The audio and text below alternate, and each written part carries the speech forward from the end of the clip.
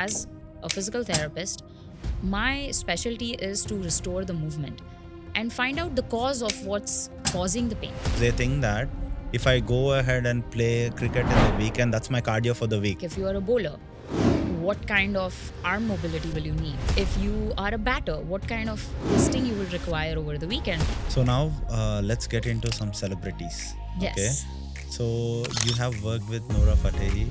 What we do most of the day is doing this, scrolling through the reels. Because when you sit, your lower back is compressed, you're compressing the discs in the back, your hip joints become stiff. For us, if it's going to kill us, then we worry about it. Otherwise, we don't care. My eldest client right now is 92. Ashtanga Yoga, they are all about holding the postures.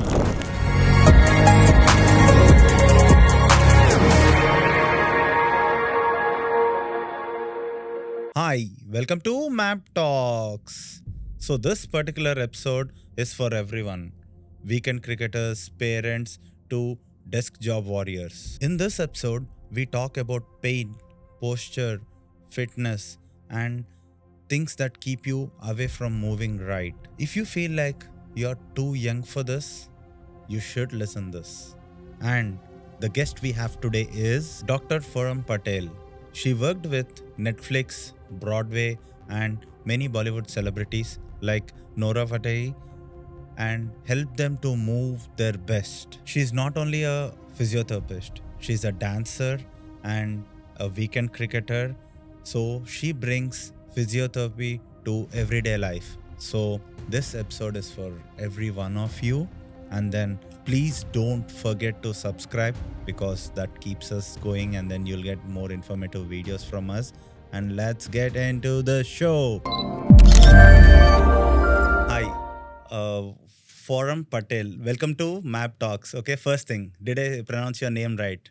You sure did. I thank did, you so right? much for having me. Yes, yeah. So, okay, first thing I want to get into the main topic and all our NRIs and not only NRIs, people from India, they are weekend cricketers. Okay, they play cricket. Like some people, they have time to play during the weekdays also, but most of them are weekend cricketers. Okay, I want to first ask a question for them. If they people who turn about 25 to 30, they have the chances of getting injured during playing games is really high. Okay, so do you have any suggestions for them?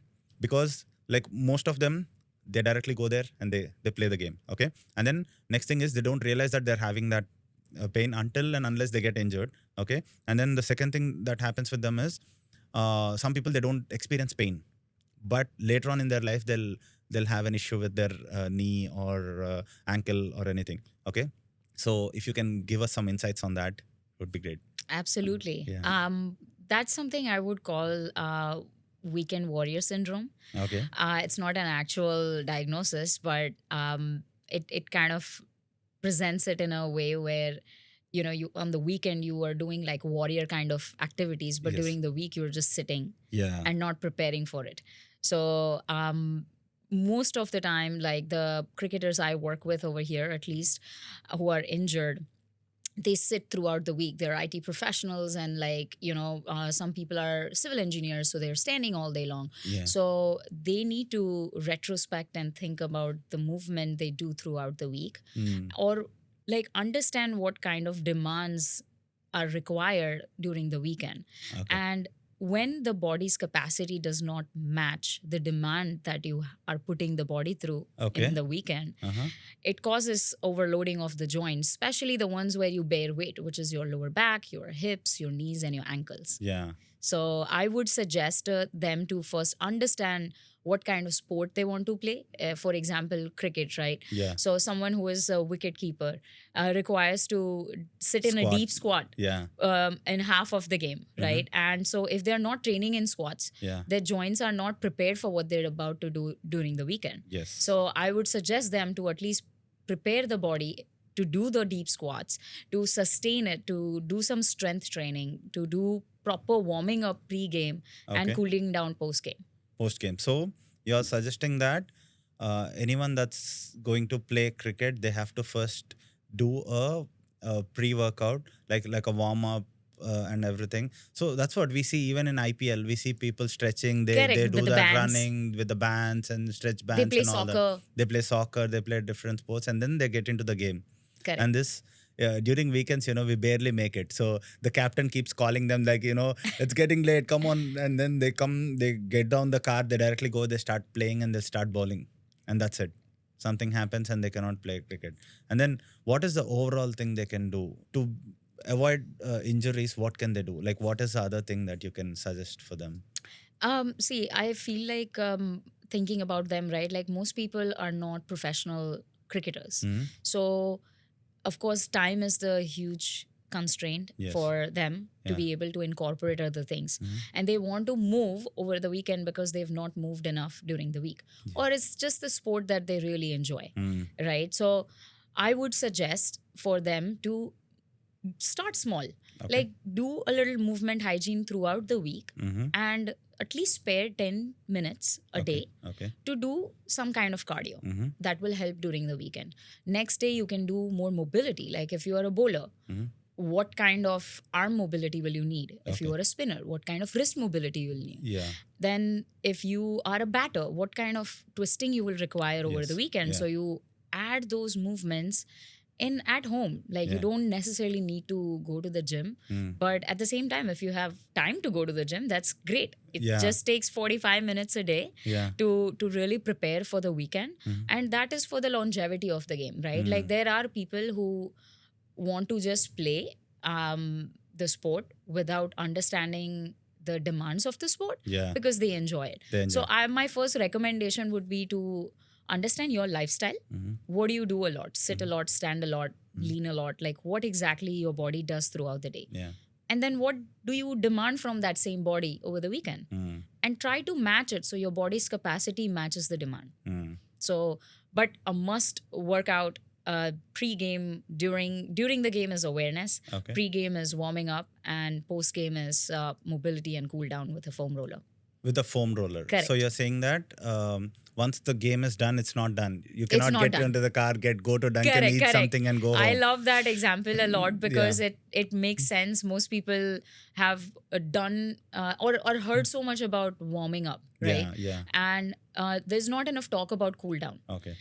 Even within the PT professionals, Mm-hmm. like we make them do the exercises, but there is no awareness of people really finishing up with the right exercise so that their body cools down Okay. after the session.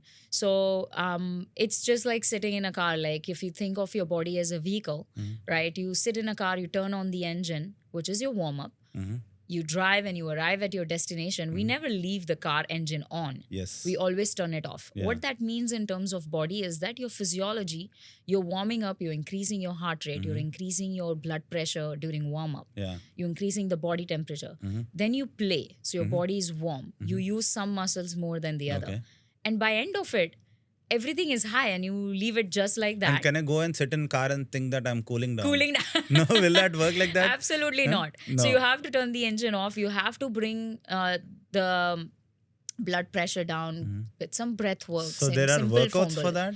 Absolutely. Okay. Static stretching. You must have seen like runners do these kind of Yes, yes, stretches yes. for warm up, which Ah. is entirely wrong because we never do this during running, Yeah. right? So Yeah. your warm up should closely mimic your movement. Yeah. Okay.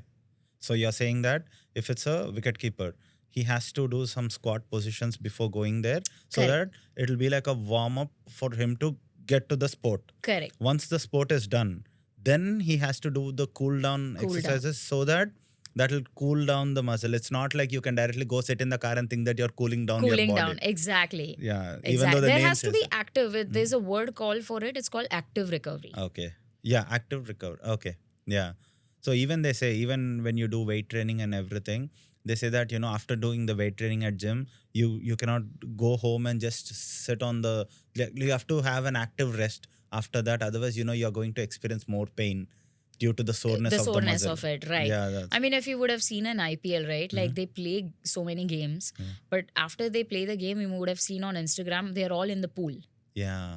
So what is that pool? That pool is the passive recovery. You've put your body in a medium where it's allowing your body to recover from all the things that you do during the game. Okay. So your muscles are relaxing. The hydrostatic pressure of the water really helps. So Yeah. they are having fun But- playing volleyball, but they're actually, the body is actively recovering from the cricket. From the cricket. Yeah. Okay. And then for the people who don't have time during the weekdays, you said that it's better to do something Throughout the week. And for people who don't have time at all, because they think that if I go ahead and play cricket in the weekend, that's my cardio for the week. Correct. I'm done. I have played cricket during the week and I'm done for the entire week. For people like that, what do you suggest? Like, because they want to directly go and play.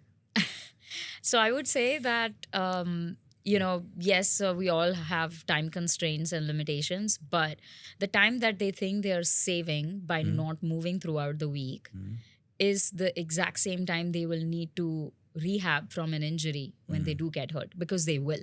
Yeah. That's the nature of body. Anything over a repetitive period of time, anything that you overdo it, it's always going to have consequences. Yes. So if you don't have time, you make time, you create time. It's just like, think of an activity of brushing your teeth. Just the way we have dental hygiene. It is a movement. It is a chore. You Yeah. wake up, you don't think about that I have to brush my teeth or not. You do it even without you needing to eat or not. That's an activity. So that's the same way movement hygiene works. The way our body or our mouth feels when we don't brush is exactly the way the tissues feel when they stiffen up and when they are not served with enough movement throughout the week. So you create time. Otherwise, you're going to spend the same time when you do get injured. That's perfect. You have put it in a perfect way, that brushing teeth, it's like that. So even I keep telling all my friends that, even though it's the gym you do, the exercises you do is not to reduce weight. It's about your entire posture and everything. Some people think that if you go to gym, it's only for weight, reducing the weight. So Correct. I've been going to gym for this. If I go ahead and tell my friend that I've been going to gym for 6 months, they'll say, first thing they'll say is, Why? I don't see any change in you. So gym is not for change. Correct. It's like brushing your teeth. Correct. You do brush your teeth. It's your not to make hygiene. it white. Correct. It's like you're maintaining it. So Correct. so it's the exact thing you were mentioning. Okay. So what's the one exercise you would say that's going to work the best if they don't have time? I would say Something. 3 to 5 cycles of Surya Namaskar will take less than 5 minutes of your day. And you Okay. can do it in the morning. Morning is the best way. That's why it's called Surya Namaskar. Yes. We're trying to kind of warm up the body through taking the body through those 12 sequences Yeah. along with breath work. So our ancestors were really geniuses and they really studied instinctively and scientifically Mhm. to understand that which 12 movements will really improve the length and strength. And because there is a plank, there is Yes. a push-up, Yeah. all of that just in Surya Namaskar. True. So And 3 that's to our 5 history. cycles. And that's our history. And then the research on fitness is very recent, right? Yeah, 200 years old. Yeah. Modern science is catching up to the science and the profoundness of yoga practices. True. So Surya Namaskara, I've done it few times, but I think that's the way to go. Yeah, right? you don't need any equipment. Yes. You literally, the amount of time we spend on our phones, we can actually put a reminder to do Surya Namaskar. Exactly. So very easy to do. Mhm. No equipments needed, even not a mat. Like all you need is, you can even start guided on Yeah. YouTube first Mm. and then kind of build up to it. Okay. All right. So now we'll get into the next question, that is for 9 to 5 people. Okay. They sit at desk all day, and these days work from home is even so many people are working from home still. And then for them, work from home feels like they sleep on the bed in a different posture and they work on their laptops. And then some for people who sit at office, like what are the common pain points you see, and what can they do? Okay, so yeah. I mean, think about the way we sit here, right? Everything is at 90 degrees. The spine is at 90 degrees with the hip. The hip and the knee are 90 degrees with the For me, it's not lower leg. 90. It's like this. I sit laid back Correct. on the. And then you'll eventually hunch. Yeah. But most people, because we forget there is gravity always. Mm. That's always pulling us down. Mhm. So people who do work from home and they sit on the chairs, I would say they overspend on ergonomic desks and everything, which is great. Mhm. Great for external support. Mm. But they need to make their bodies ergonomic. By that, what I mean is that they need to become more aware of how they're moving throughout the day, or every 45 minutes, if they can put an alarm on their phone which says move. When I say move, there is no specific movement. You can get up and do 5 jumping jacks and sit down. Another 45 minutes, let's say you are in a meeting and you can't move. Move your shoulder blades back, or just straighten your legs and move your ankles around. There has to be some movement, because there is no muscle in the body, no joint in the body that is designed to sit. So we don't want to learn how to sit more. We want to learn how to move more. Okay. The perspective needs to change. Okay. And most of them, what happens is, I suggest them this: drink some water. So drink you have more. to take. You keep moving. So at least movement to the breaks, restroom. right? Just the way we have water breaks, bathroom breaks, Yes. movement breaks. So yeah. every 45 minutes, as per there was this research done at Harvard, it takes up to 45 minutes of not moving for the core to be like, okay, this person is clearly not moving. Okay. Core, the brain is very smart. It thinks that it doesn't need your core to be active to support you at all. Okay. So once the core activation goes off, that's when the hunch comes in. So your back starts hunching and you start slouching. The shoulders roll forward. It's all part of your brain recognizing that, okay, core doesn't need to be active. So 45 minutes, to be specific, is a good time to get up every So night. what would happen in the worst? So for us, if it's going to kill us, then we worry about it. Otherwise, we don't care. So for people like that, what will happen in long term? Because if they know what's going to happen, then they'll understand why it's important. Absolutely. So could you address that, like, what would happen, or like, do you know any examples that are like, that people in their 50s face, Right. if they don't do things right? So that's part of my next question too. A lot of our parents, they experience knee joint pains and all that. So I'll compare some narratives. I usually play racquetball. So I see I usually play with even women who are like around 50s, and I know one guy who we play with, he is around like 70, and he still plays racquetball. I see them, and he usually, like, if the ball is further away, he has his kneecaps and everything. He's ready to even dive to hit the ball. So looking at people like that and comparing it with some people, like, who cannot even walk in their 50s, like, even they try to take, instead of stairs, they take lift, and they cannot walk, and they have knee joint pains, and they think it's coming because of age. Correct. Could you throw some light on that? And can you compare it with 9 to 5 people who are doing something wrong now? Absolutely. I feel like as the body matures, not even age, as the body matures, the body's ability to recover from movements kind of reduces. So it just needs more, TLC. It's not that your TLC? body, tender loving care. Okay, yeah.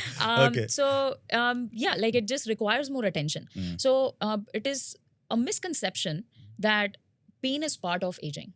So pain is an information. It is not an identity of old age, if that makes sense. So 9 to 5 people, I would say, over a period of 5 to 10 years, it takes up to 5 years, sometimes sooner, depending on how much you moved during the week. If you don't move at all and you play sports, you're bound to get injured in less than 6 months. For sure. Yeah. Because when you sit, your lower back is compressed, you're compressing the discs in the back, your hip joints become stiff. Imagine, like, the strongest bone of the body is our femur, which is our thigh bone. And the strongest muscle of the body is our buttock muscle. So we are sitting on the strongest muscle. It's the engine of our movement.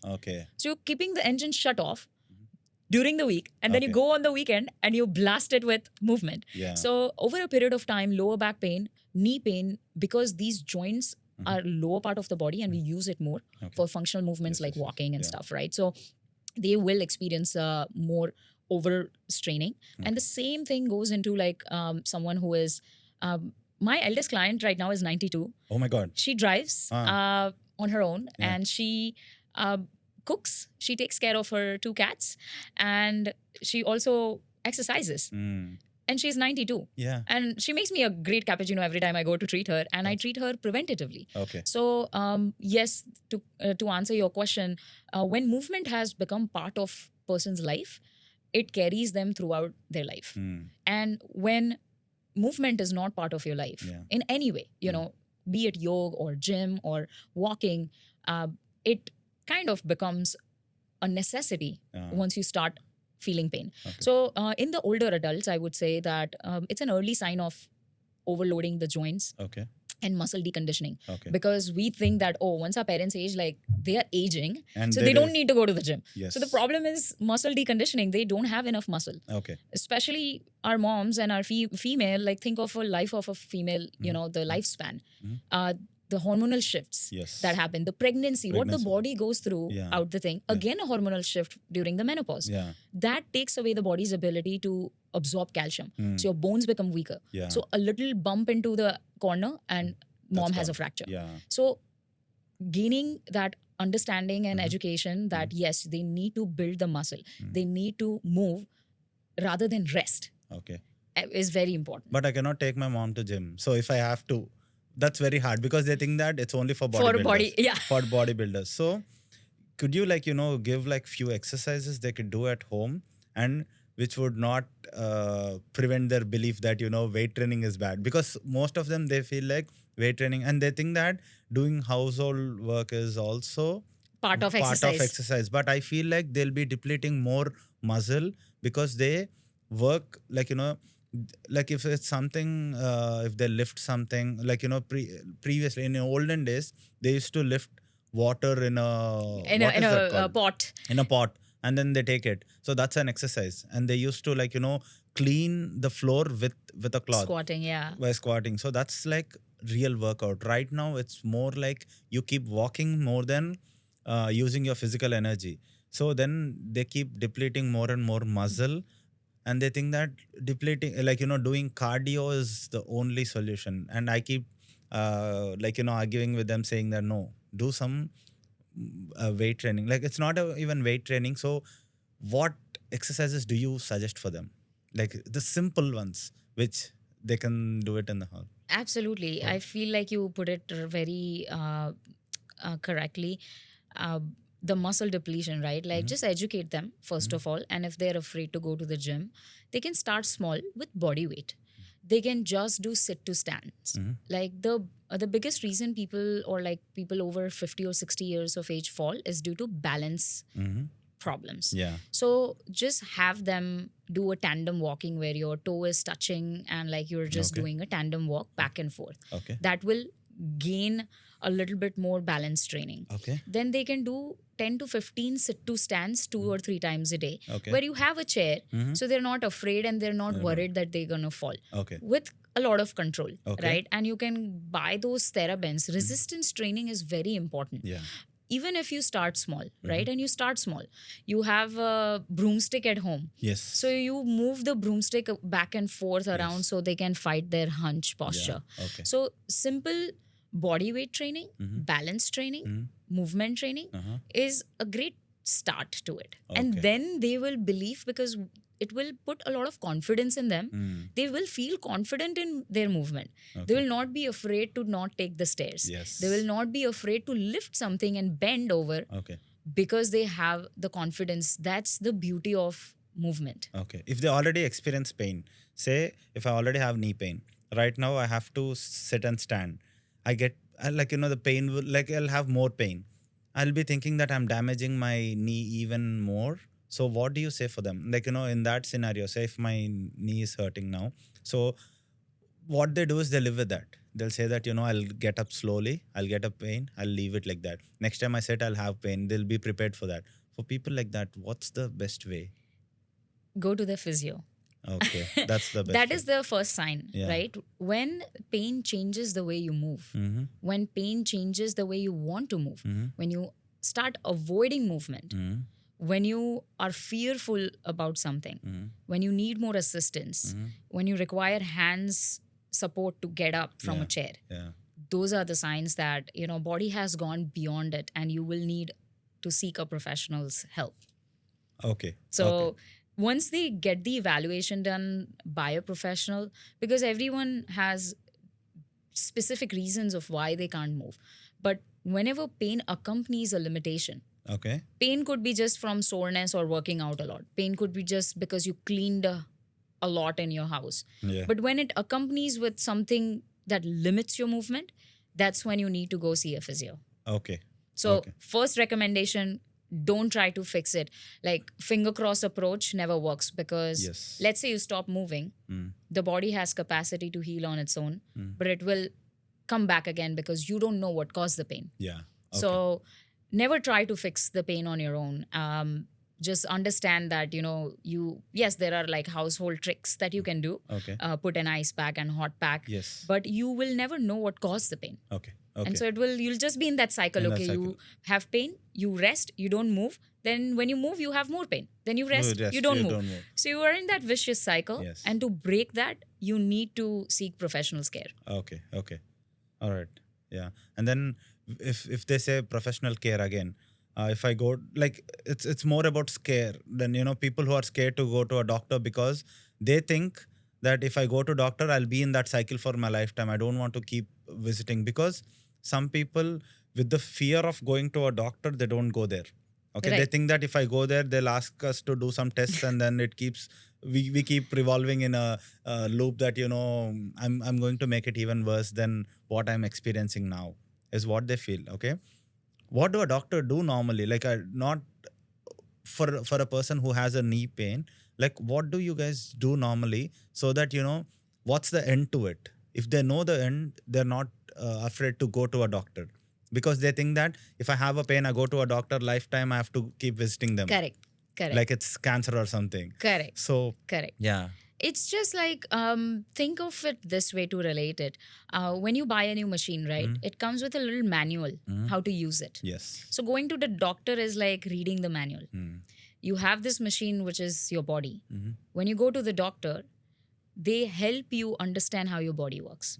So it's like you are understanding what caused the pain. When someone comes to us, we, of course, are trying to help with the pain, but as a physical therapist, my specialty is to restore the movement and find out the cause of what's causing the pain, right? So we understand their lifestyle. We understand how much exercise they do. We do a little strength testing. We do balance testing, stability testing. We kind of create a baseline. Okay. How you go for like your blood work. Yeah. You don't go for blood work just because you're sick. Yes. You Yeah. do it Yeah. to find out what's the problem. Going on. So same way, going to a doctor is like reading a safety manual, understanding your body, and doing a baseline blood work, at least the physical therapist. So we will see all these little things and create a baseline for you to understand what you can do. Okay. So that's what I would suggest everyone. Don't be afraid to go to a doctor when you experience pain, and you should not live with pain. Correct. That's It's not why part of life. It's not part of life. Absolutely Yeah. not. It's pain And is it's the not way your aging. body communicates with you. Yeah. So it's not your identity of age. As I said earlier, there is a language. Pain is a beautiful part of our nervous system. Imagine if we didn't have pain. Like, we'll be playing with our eyeballs and intestines right now. True. So that kind of humanizes us and connects us closer to our bodies. Like, so really important to honor it and like understand, listen to your body. Yes. And if your parents are experiencing knee pains, it's not because of age, because people who are in 70s and 80s also are 92. playing sports, and you saw that example. So it's not part of their life. Like, help them to educate them, explain it. Like, for young adults, they can explain it to their parents. And for parents who are listening this, understand what your body requires and try to get over the pain. Absolutely. That's good thing. Now let's get into the fitness version of it. Okay. Now these days, Pilates is like, it started becoming famous, and yoga, and there are weight training. There are multiple forms of fitness. Okay. What do you recommend normally, and what is the if I have to categorize it for people, what works best for what category of people, you say? And what's the best recommendation to Got as a it. physio? Now, again, all of these are different forms of movements, right? What I suggest to my clients and my family and friends is like, you find out what you enjoy the most. For example, I do really well when I'm in a class setting. Okay. But I've tried everything. I've tried to go to the gym alone. Then I tried a class. And then I love the energy that the class brings. Okay. And there is coaching. And then there is that community aspect of it. You have to find out what you enjoy the most. Okay. Do you enjoy weight training? Mhm. Do you enjoy? And for that, you have to try everything, right? Now, Pilates as well, you said like has two components. Mhm. There is a mat Pilates, Yes. and then there is a reformer. Mhm. Now, reformer gives you a little bit extra support and resistance. Okay. So you feel it sooner. Okay. Mat Pilates requires more control because there is nothing to hold you. Okay. For people who are hypermobile, meaning like if you're stretching more than normal range, Mhm. I don't suggest yoga right away Okay. because you're going to stretch more Uh-huh. when And you're damage. already stretched out. Okay. Okay. So, and unfortunately, because yoga has become so commercialized, Mhm. it has, when you think of yoga, you think of stretching. But Hatha Yoga, Ashtanga Yoga, they are all about holding the postures. Okay. So they build strength. Okay. So when you do those forms of yoga, you actually not improving the flexibility, you are also increasing the stamina Strength. and the strength and the endurance of the muscles. Okay. So it really depends. Like, do you love weights? Mm-hmm. Then go to the gym. Do you love class setting? Then go to the gym and do a class setting. Class It setting. could be a yoga class. It could be a HIIT training. Yes. But you need to supplement your body with strength, Okay. balance, stability, flexibility, and mobility. There are 5 components. Okay. As long as you do that, movement does not matter. Okay. You just have to find something you really like Okay. because that's how you'll stay consistent. Understood. Okay. And then coming to the next thing for women, okay, post pregnancy they experience a lot of back pain, and what is the best kind of exercise for them, and like what should they do, even like even during the pregnancy I don't know what they can do, or post pregnancy what they can do, like could you give? I mean, pregnancy itself, in a way, is a huge structural change. If you think about pregnancy in a woman's body, right? Like the pelvis becomes wider, the muscles overstretch to accommodate more weight, the back becomes more arched. So it is the OBGYN's responsibility to bring the awareness about prenatal care. Like, so a pregnant woman should exercise.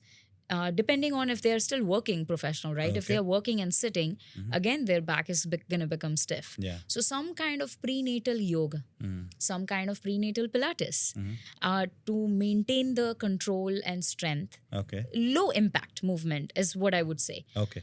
I mean, I am a huge CrossFit lover, like, and we have patients, I mean, we have our clients and members who lift until they are 9 months pregnant. Oh. Lifting weights, like Okay. Olympic style lifting. Okay. But because they've done it for years, Yes. their body still is okay. So Okay. don't start something new. Okay. When you're pregnant, do something that your body recognizes and Yeah. has done it before. Yeah. So keep it low impact.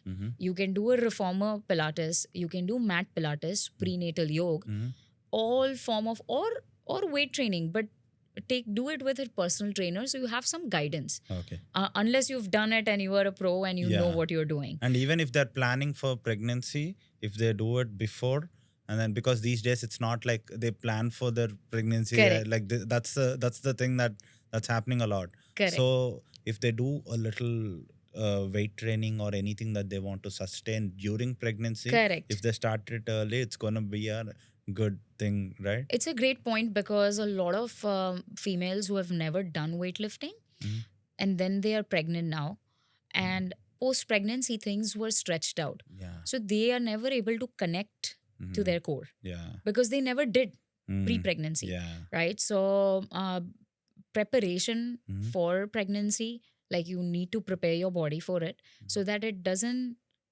have consequences post. So most of the times I see females who never exercised and became pregnant, never did any form of movement. 2 years, almost 2 years, it takes for your Yes, body yes, to yes. kind of, accumulate all the stress that your body went through. Yeah.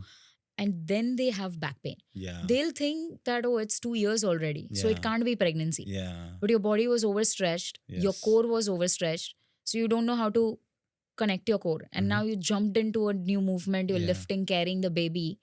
you're causing more stress on More the stress on. joints. So Yeah. I would just suggest them to move throughout. And if they're not moving, Mhm.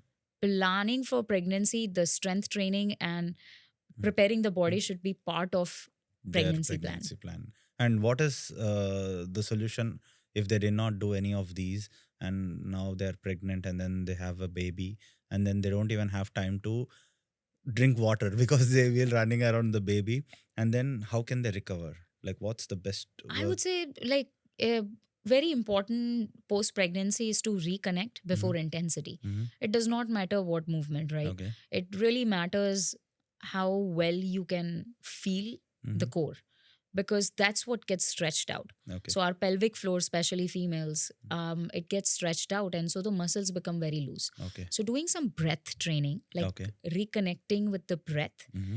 doing some diaphragmatic breathing. Okay.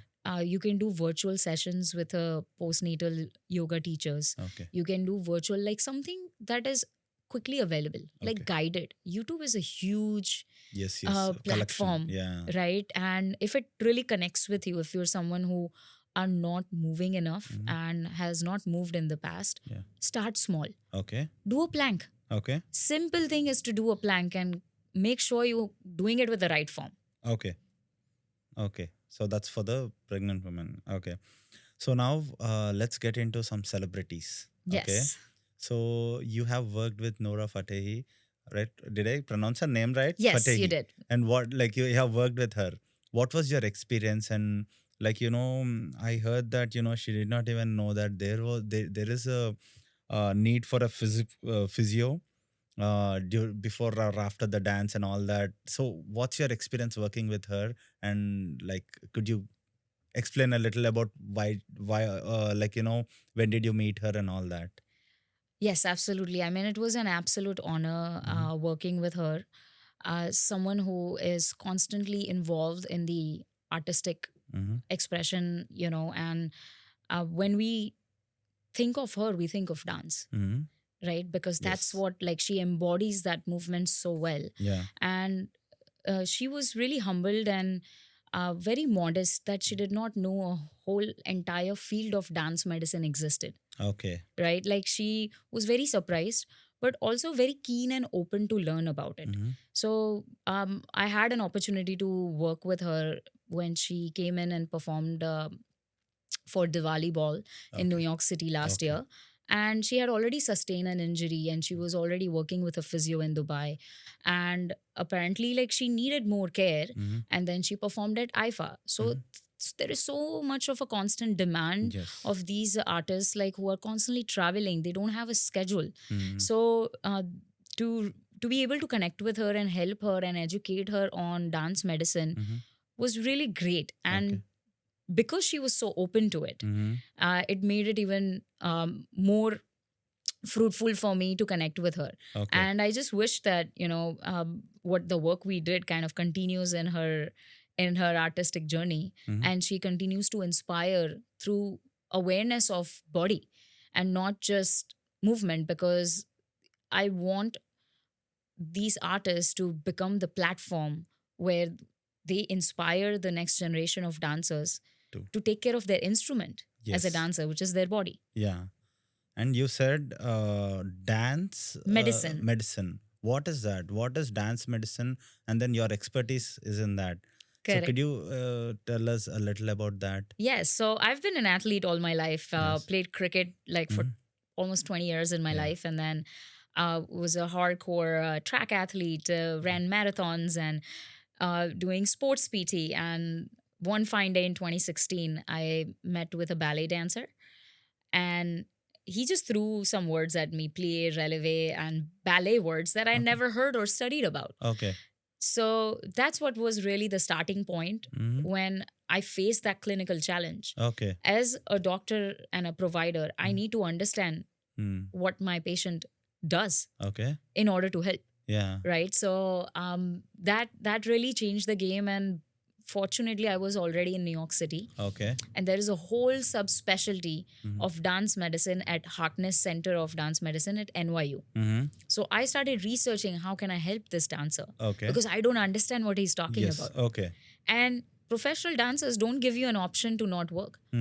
Like they will perform through Okay. pain because Okay. they are so strong mentally. Okay. They will perform with fractures, they will perform with injuries. Yeah. They know how to push the boundaries. Yeah. Right? So he gave me no option and he said, I'm going to perform live on Good Morning America show Okay. on dancing on treadmill.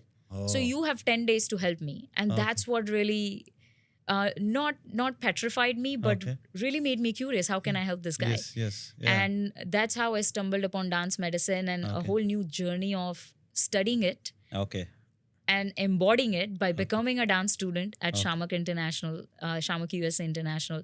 And I continue to dance 9 years later. Oh, okay. So suddenly you went into that field and then Correct. you have been So there it since. became even more specialized because I realized there is a huge need for it. Yes. And working with Nora really inspired me and motivated me to bring this even more and become a bridge to, science and art Yeah. in India.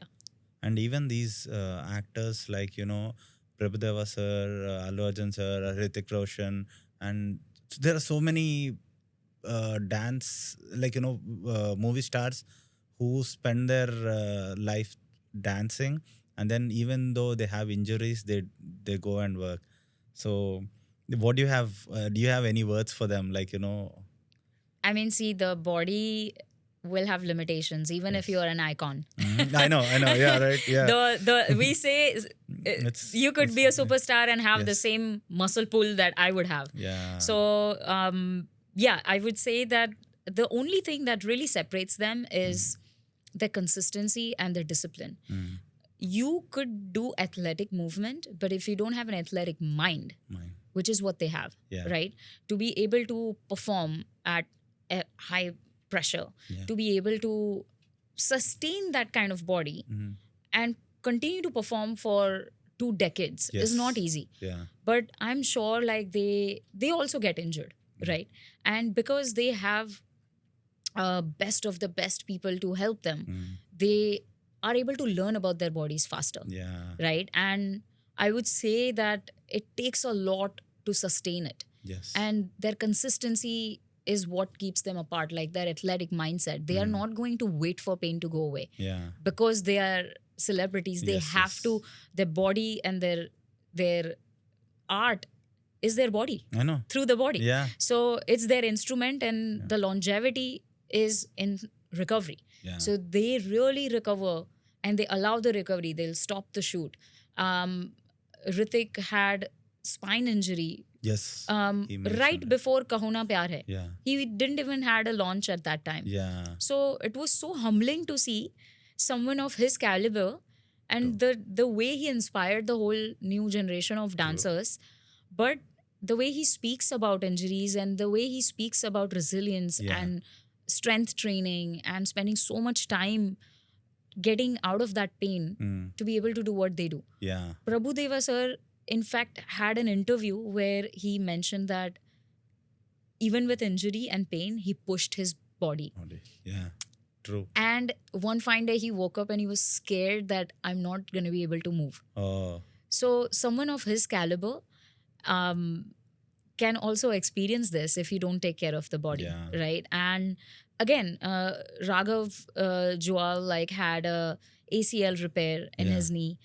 And then during some shoot or an action sequence, he re-injured it. Yeah. But then he continued to shoot and not take a break. And that caused another injury in the same knee during the next shoot, which forced him to stop. So what this tells us is like, does not matter you dance for fun or you dance for your work. Your body still needs care. Exactly. And the longevity of any kind of movement is in how well you protect it. Yeah. So think of an instrument, you think of a guitar. We tune the guitar. Yeah. We have to tune the strings for it to play good. Sound well. Yeah. Same way, the spine and guitar works the same way. It only works if you tune it. Exactly. And it lasts for a longer period of time. Exactly. We just see them dancing and we get entertained, but there's a lot that will be going behind the stage. Behind the stage. Even in Telugu, we have Chiranjeevi sir. He's like he's known for his dances. Like in our childhood, he was the one who used to dance. Like he used to bring in new dances to Telugu film industry, and then even now he's still dancing good. So looking at him, it's like really like inspiring for so many people, and it shows how much care they take about their bodies and how much they work through pain.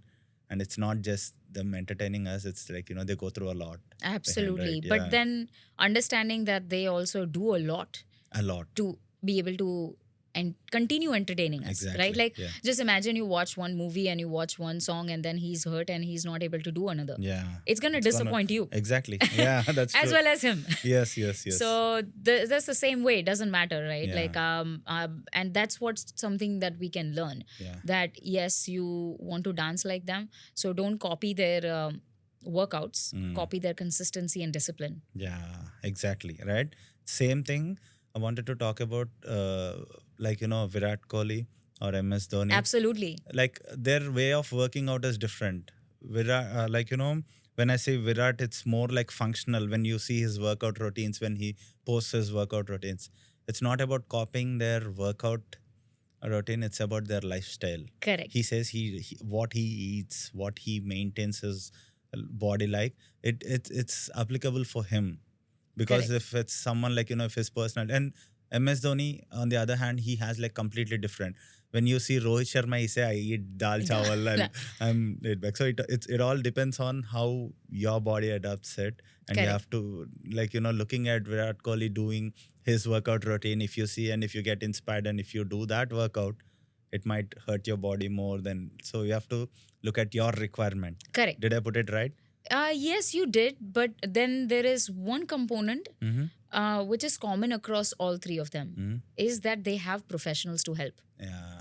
So that's where, if you want to take your performance and movement level up, you need help. Okay. Even I like have my own physio. I work with my own movement coach. Yeah. I have CrossFit coaches. So all of us need, and that's why we learn more than what we already know about the body. So you understand your body type. Virat Kohli has a different body type than MS Dhoni, who's known for his power hitting. Yes.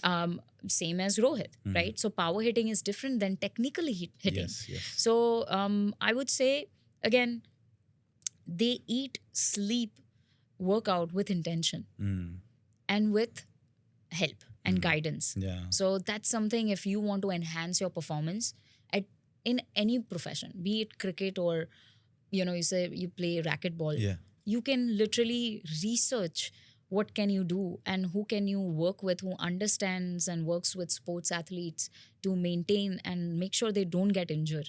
Yeah. Okay. And then when you're saying about the sports, I have one question that is regarding the pickleball, the new game, Yes. the new, like it's like all over the place. People are promoting it. Celebrities are like, you know, celebrating it. It's new. But when I start observing that game, I see people with a small bat, they're trying to bend a lot while playing the sport. Do you think they did enough research for that game, and will that, like, because it's a random thought I got while looking at people playing it. While playing tennis, I saw so many people playing this. So it looks different for me. So what do you say? I would say pickleball is fantastic for social fitness. Okay. But when players don't warm up or don't understand, again, what the demand is, they don't understand, okay, there is bending involved, there is constant twisting happening. Okay. You're lunging with the knees.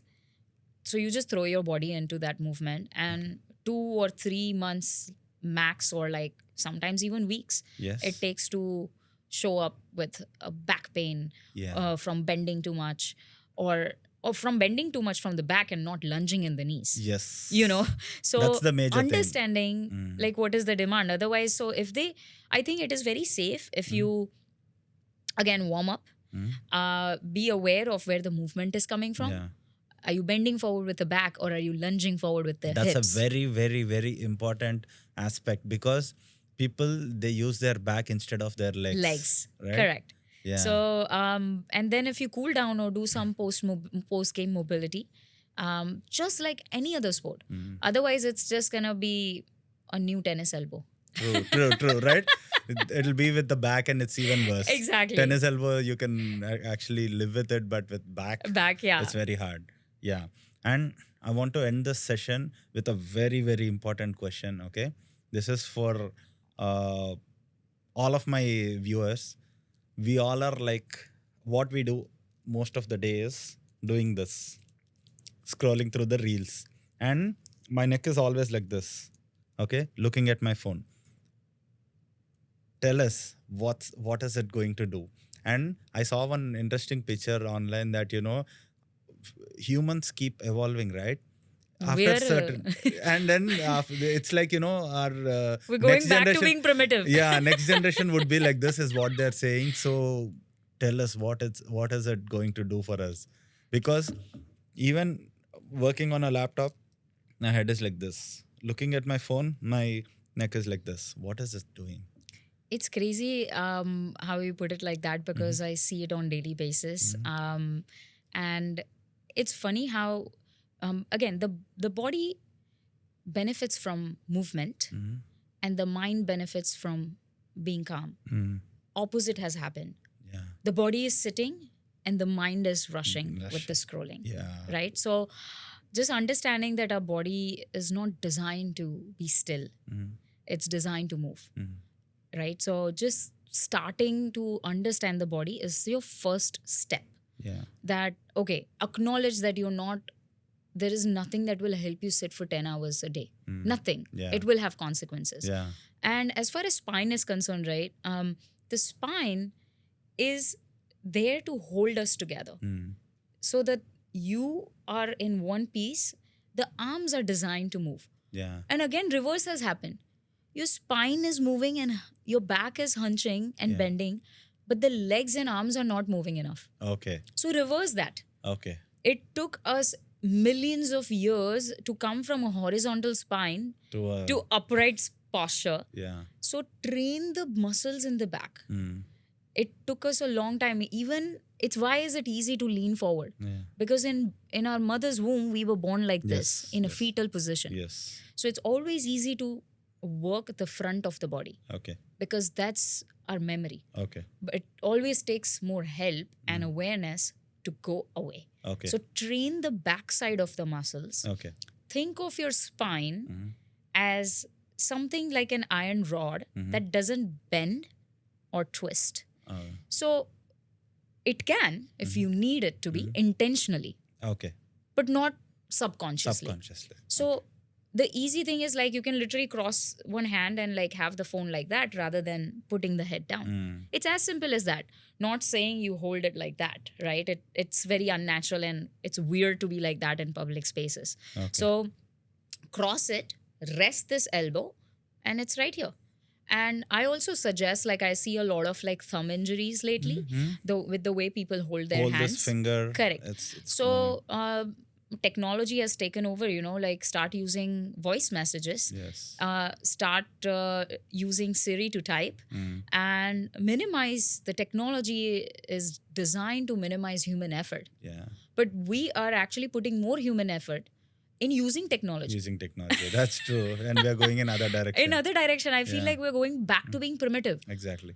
I have so many pictures of me walking into the train station and looking at everyone's necks into their phones. Yeah.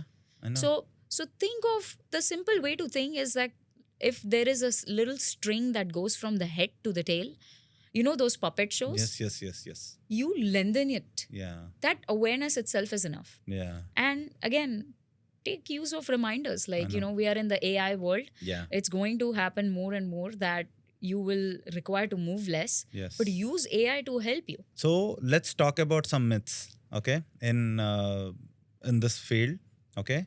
One myth about when to see a PT. The biggest myth about physical therapy, physiotherapy is that you only need it when you are injured. That's the biggest myth. Okay. Physical therapy literally can act as a bridge between movement and movement longevity. So yes, it is done preventatively. Okay. The cheapest physiotherapy is the preventative PT. Okay. You probably need like 2 times a month, which is what the model of my business is. Okay. We see patients who are active and who want to continue to be active. Okay. Like if we see them 20 times in 2 months when they are in pain, we recommend them to come continue PT for 20 times a year. Okay. 2 times a month, or maybe every 10 days, so that they can, every 15 or 20 days, so that Okay. they can continue remaining pain free. So that's the biggest myth, that you have to be injured. Okay. Okay. So that's the main thing, because most of them, they think that only if I experience pain, I Correct. need to go to a PT. Otherwise, it's not You for can me. go and say that I'm here because I don't want to feel pain. Yeah. Okay. Okay. And then one small daily habit that you can do to protect your body. Move with intention, for sure, like with awareness. Okay. And my favorite movement is 3 cycles of Surya Namaskar. I would recommend it to anyone and everyone. Okay. And then one best advice for 9 to 5 people, or yeah. I would say don't just buy ergonomic setups, become ergonomic in your body. Okay. All right. I think, yeah, let's go into the next segment. Okay. And one last question there again. Sleeping position. My pillow is like, putting a bigger pillow is thing. Some people, they sleep on their back versus this. Belly. So belly. So what do you suggest for proper sleeping posture? So in the US, Mhm. I would say the mattresses are very soft. Mm. But back home, like when I was growing up, I'm used to sleeping on harder mattresses or Yes, like a yes. hard surface. Mhm. So what ends up happening is, first of all, look at your mattress. When you have back pain, the first thing, even before doctor, is to look at your mattress. Is it Yeah. sinking? Mm. Then you look into your positioning. Mhm. Are you staying twisted? Is your leg staying twisted all night long? Yeah. Is your spine twisted? Are you on your belly and like rotating your head to Head. breathe? Yeah. Arm your breathe. Yes. Like arm overhead to breathe. Resting the Shoulder. head onto I the... sometimes don't feel my hand. Yeah. Yeah. So because you're compressing the nerves, Mm. right? So first of all, look at the mattress. Second, the positioning. Ideally, you want to, the way we are sitting right now, Mhm. right? My head and my tail are in one vertical alignment. Mm.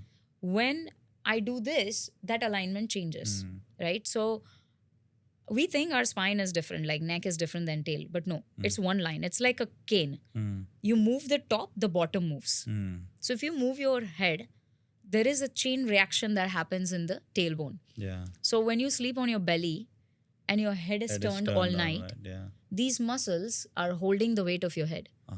Once we fall asleep, it's dead weight. Yeah. The body's inertia is really high. Yeah. So recommended position is where you can keep the closest vertical alignment Okay. of your spine from Okay. head to tail. Okay. For that, if you're on your lower back, or if you sleep on your back face up, support the arch. Mm. If you like to use a pillow, Yeah. the pillow is not for the head, Yeah. it's for the arch. Yeah. Then put 2 pillows under your knees Mm. to keep your weight from going into the back. Okay. If you're sideways, put a pillow between the legs. Mm. And you can buy a huge body pillow. Yes, I yes, yes, recommend yes. and Yeah. hug the body pillow at the top Yeah. so you're not crunching in, Okay. and then put a pillow between the legs. So one body pillow, I actually sleep with pregnancy pillow. It's insane. Okay. I got it for my mother, and then she felt claustrophobic. But I Okay. have one pillow that goes around me, Okay. goes under the knee. So if I go on the side, I have support. If I go on Okay. this side, I have support. Okay. Okay. If I'm on my back, I have support. Okay. I do not recommend sleeping on the belly because it will have consequences in like few years. Okay. Okay. Irreversible consequences. Okay. That's very important. Yes. Okay. So thank you so much for your time. You have given a lot of insights, and now I feel like I have to stretch a little and Yes. walk. Because and- we've moved we have been almost sitting 45 minutes. 45 minutes. So yeah. All right. Thank you so much for being here. Of course. Yeah. All right. Thank you so much for having me. Thank you.